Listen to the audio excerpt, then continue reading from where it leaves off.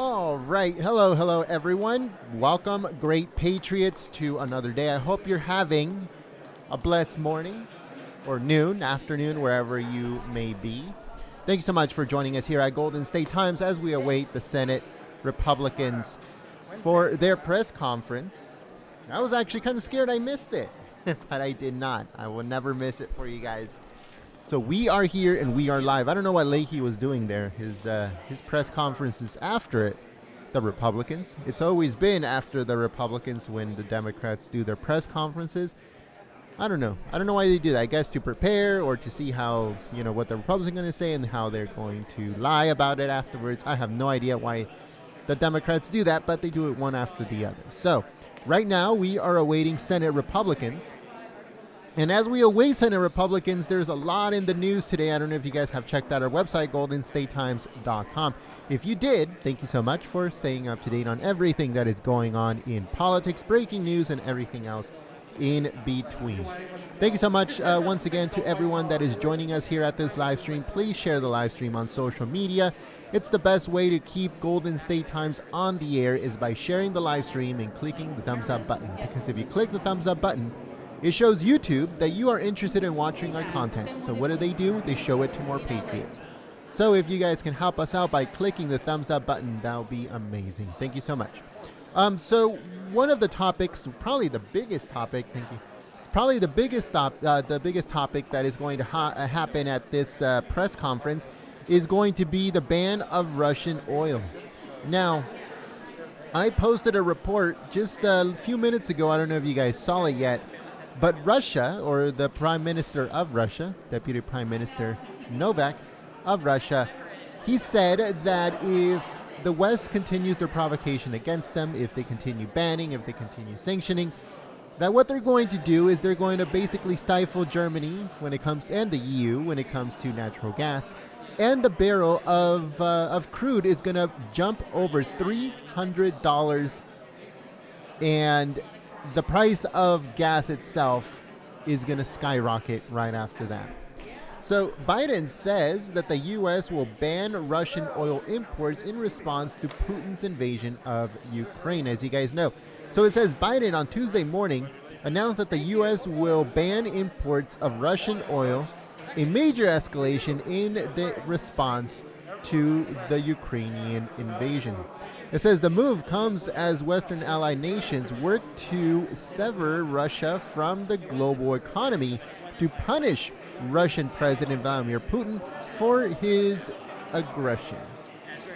So Biden said that today that he announcing the United States is targeting the main artery of Russian economy. We're banning all imports of Russian oil and gas and energy.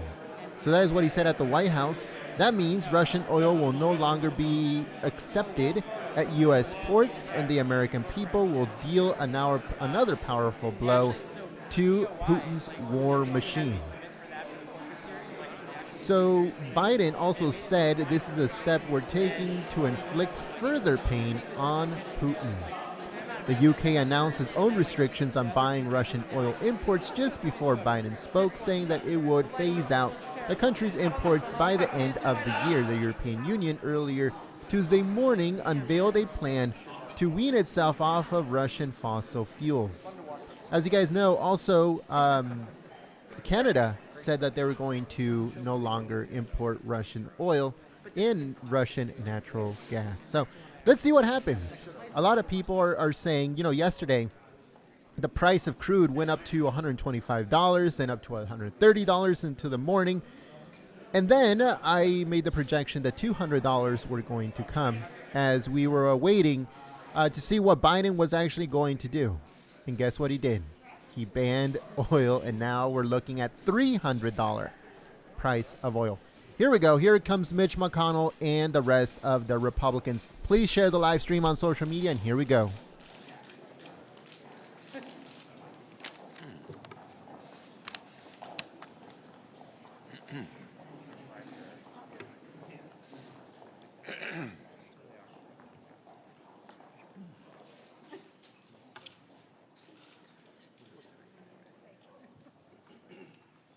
Well, let me start by saying if I were the majority leader, we'd be on the Ukraine supplemental right now.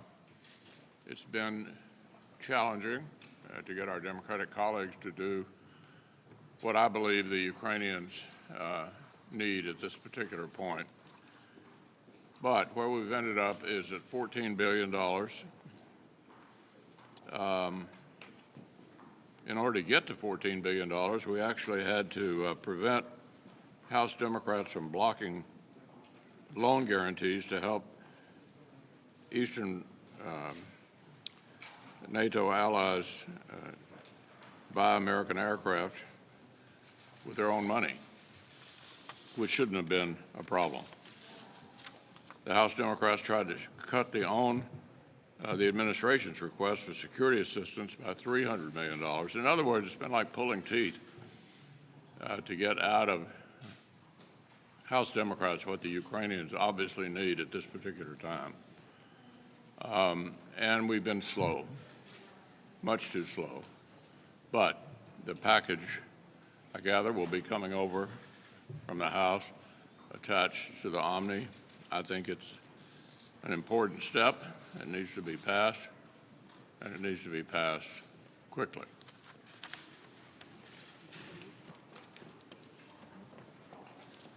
Well, every dollar that is spent purchasing Russian energy is a dollar that is being used to fund Putin's war. And so the administration was right to ban imports of Russian oil and gas in this country. But there's an underlying problem that preceded this current conflict, and that is that the administration has, from the very time they took office, literally said no to American energy production. They took leases, oil and gas leases on federal lands, took those off limits. They obviously killed the Keystone XL pipeline. It was the first executive order the president signed when he came to office. All examples of this administration's hostility to traditional, conventional energy sources in this country, much of which we need right now. And I think we are all in favor of, trying to come up with solutions to energy problems that are cleaner and more efficient and reduce greenhouse gas emissions. But for the foreseeable future, we're going to need liquid fuels. And so having an all-of-the-above American energy policy makes all the sense in the world. It's just amazingly ironic to me that we are taking Russian energy now out of our energy mix here in this country, which is about 3 to 4% of all the energy we use, at least in terms of crude oil imports. And but now going, again, hat in hand to other countries like Venezuela and like Iran, asking them to increase energy production because we're not doing enough to increase energy production right here in the United States. It makes absolutely no sense. And I would say to the president, why not American energy? Why Venezuela? Why Iran? Why can't we have an all-of-the-above American energy strategy that makes America energy independent, reduces the dangerous dependence that we have on some of these foreign regimes who are unreliable, and helps lower energy prices for people in this country? It's a simple matter of economics, and I just hope that the administration will find their way to do the right thing for American energy consumers, for our national security interests, for our economic security interests, and for America's energy independence. There's a solution out there. It's an American solution, and it's not only an American solution, it's something that could help so many of our allies around the world. If he would just open up oil and gas, these areas, federal lands, private lands, for leasing, if he would support pipelines in this country, which contribute to the infrastructure that helps get rid of the bottlenecks, the rail and truck bottlenecks that so oftentimes hamper the distribution of energy in this country and around the world. These are all American solutions to this challenge, and something that this administration can do, change in terms of their mentality, their policy, their decisions, and they could do it overnight. As you know, a number of us were on a Zoom call with President Zelensky on Saturday, and we asked what could we do to help. And high on that list is he said, stop buying Russian energy. Vladimir Putin uses energy as the cash cow that funds his killing machine. And up until today, Joe Biden has been an eager purchaser of Russian energy. This has played right into the hands of Vladimir Putin, starting day one of the Biden administration, killing Keystone, shutting down oil and gas leases on public lands, and as recently as this past month, blocking additional transport of American energy. So the people of this country have paid about $1 a gallon more per gasoline they were prior to this invasion of Russia into Ukraine compared to the day Joe Biden took office. So the president made his announcement today. The answer to Russian energy, Russian oil and gas, is American oil and gas. It's not turning to Venezuela. It's not turning to Iran. The reckless energy policies of this administration are dictated by the climate elitists who call the tune for the Democrat Party. And because of those policies, that's why one of the reasons we have 40-year high inflation right now in the United States. And it's why Vladimir Putin has had a cash windfall to help him fund his aggression. We need to reverse this. Now, it's not something we're going to be able to reverse overnight in terms of the threat to our own national security, but we're clearly not going to reverse it by looking to Venezuela or Iran. In order to reverse this, we're going to need a long-term commitment to producing American energy. American energy isn't only important for our security, it's also important for the security of the country. We are much better as a nation if we are selling American energy to our friends and allies than if we have to buy it from our enemies. Well, the gas prices hit an all-time high today, $4.17 with the average in the country. Not a 20-year high, not a 40-year high, an all-time high.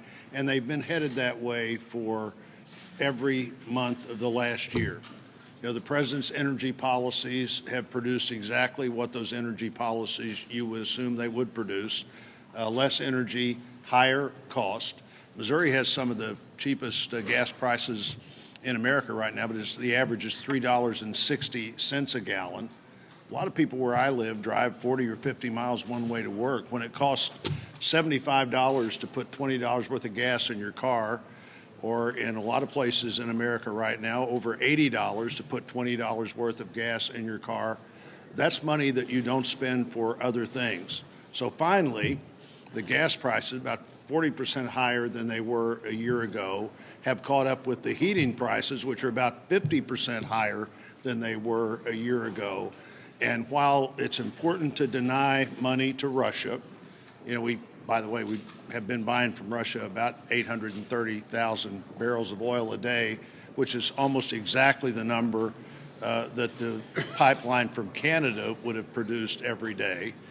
For some reason, we couldn't buy oil from Canada, but it was okay if the Russians were selling fuel to Germany, and Nord Stream 2 was okay the same week or the same time that you couldn't buy oil from Canada at a cheaper price from a known and consistent friend. It's a ridiculous policy.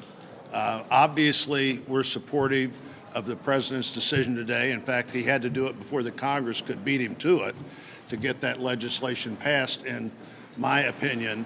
But we shouldn't get lost in the energy discussion into, well, it's all about Russian energy, or we can solve this with the Strategic Petroleum Reserve, or maybe we should just have a federal gas tax holiday. It's all gimmicks. It's all designed to draw attention away from the real problem. What was it that the former senator from Massachusetts said the other day? The energy czar, he hopes that Ukraine doesn't distract from their energy policies. What Ukraine really does is call attention to the results of energy policies that don't make common sense. First, I want to share my condolences to the families who lost loved ones over the weekend in Iowa's tornadoes and devastating storms. Next, I want to, of course, pray for the people of Ukraine, and they are holding on. They are doing the absolute best they can in a very difficult situation as we are trying to navigate through the congressional process to provide them lethal and non-lethal and humanitarian aid. So please, our hearts and minds go out to them. To the point that has been made by a number of my colleagues, energy security is national security. And while I do support the president's decision not to allow Russian oil to enter into the country any longer, this decision is long overdue and one that came after pressure coming from Congress, both Democrats and Republicans coming together. The president decided to go ahead on his own and ban that oil. But in his comments today, what we saw were very flippant comments that now we need to turn towards electric vehicles. Never mind, we should be producing our own energy right here in the United States of America. Again, all of the above energy resources at our fingertips, and yet we're not utilizing those resources. Instead, the president's plan to move towards electric vehicles will not be realized anytime soon. We don't have the infrastructure for EVs. And mind you, we're turning from one adversary's energy sources to another adversary's energy sources, because many of the rare earth minerals and components that go into electric vehicles are mined and manufactured by China. So we're turning from Russia now to China. And add in now the Iran nuclear talks that are going on, being brokered by Russians between Iran and the United States. And the United States is willing to lift sanctions on Iranian oil in order to fill the gap in the United States. I have yet to understand this president's foreign policy when we are enabling our near-peer adversaries and ratcheting down on our own energy independence right here in the United States. I'll just add two points. First, I mean, Chuck Schumer's heartless. We all know that we need to do Ukrainian aid. What's he want to do? He holds it up. We could do a separate bill right now, just on Ukrainian aid. It would pass overwhelmingly today, yesterday. We would all been willing to come in over the weekend after we talked to President Zelensky, come in here and get something done. But he sits here and he holds a big liberal spending bill hostage over this Ukraine aid. It makes no sense and makes you mad. Second, I'm from Florida. We have a lot of people from Venezuela and Florida. You know, some of those people, they've lost their loved ones because of Maduro and Chavez. Some can't go back to their country. They're in this country struggling to make ends meet because they can't go back to their country. Millions of people have had to flee Venezuela to go to Colombia and other countries just to survive. And the Biden administration goes and meets with this illegitimate government to talk about importing their oil. That is completely wrong, and it's heartless to all the individuals that Maduro has impacted.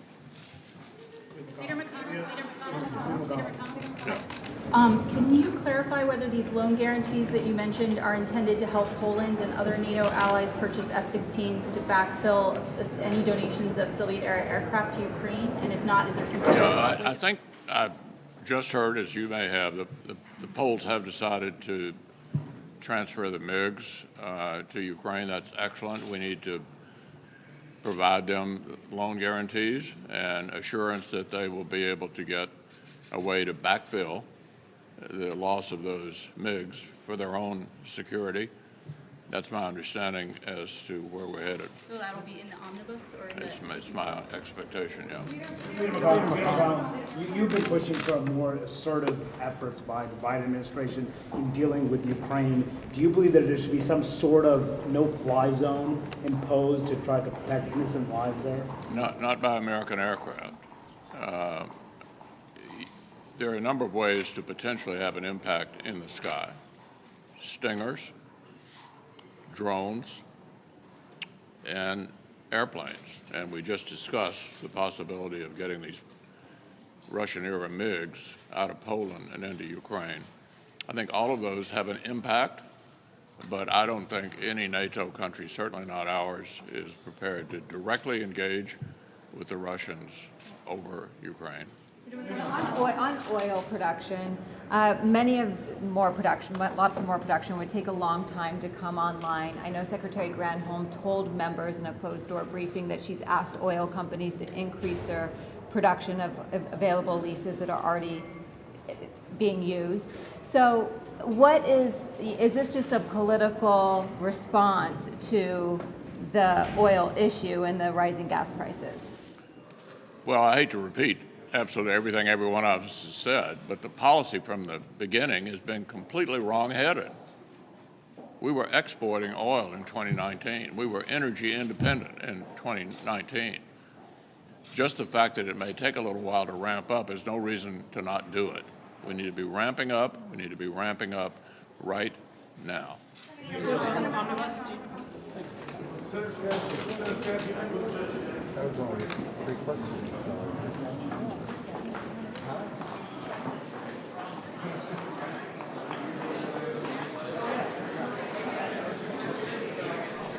All right, folks, thank you so much for joining us here at Golden State Times. If you guys found this press conference useful, make sure you click the thumbs up button.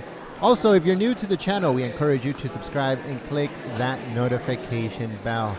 This was the Senate Republican press conference regarding the ban of Russian oil by Joe Biden. He did that earlier this morning. And more sanctions and stuff are set to come very soon. So stay tuned live here at Golden State Times on YouTube and on our website, goldenstatetimes.com. Again, that's www.goldenstatetimes.com for full coverage of everything that has to do with politics, breaking news, scoops, national news, and everything else in between. We're covering the White House, the Senate, the Congress, and we're also covering the State Department and the Pentagon. So we're keeping you guys updated on everything that these people are doing. And we don't have any opinion here at Golden State Times. No talking heads, no bobbleheads, none of that stuff here at Golden State Times. We only show you raw footage of everything that these people are saying, doing, and everything else in between. All right, folks, thank you so much, and I hope to see you on our website, www.goldenstatetimes.com. Thank you so much, folks, and we'll see you soon. Peace.